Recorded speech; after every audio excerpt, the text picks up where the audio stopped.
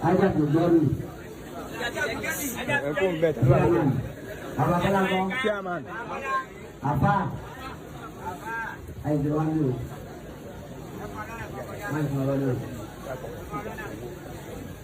Tuh, berapa lima sampai malu.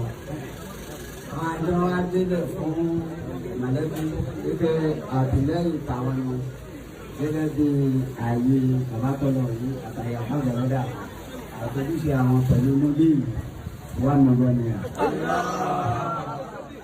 Kalau ada pun, kalau kita bawa lagi apa? Kalau kita bawa lagi apa? Kalau kita bawa lagi. Kalau kita bawa apa? Bawa bukti juga.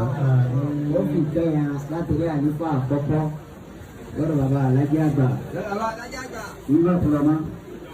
Jadi dia lupa pokok itu kalau. Kalau jadi ini banyak apa? Sebenarnya Allah SWT.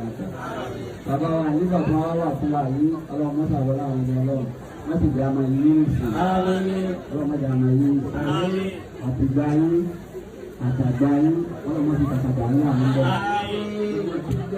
dia apa kau ada siapa apa kau terus mana lebih sih apa orang itu pada bayi. Kabar pola ini. Amin mesti dia sama dengan itu semua bahasa tani. Jangan dolai dia sudah sini. Orang itu pakai. Amin. Orang ini jawab. Amin. Atau ini orang ini pakai kerja. Amin. Amaluru. Ya Allah kita siu. Kalau ada ini, kalau ada ni siapa? Ada.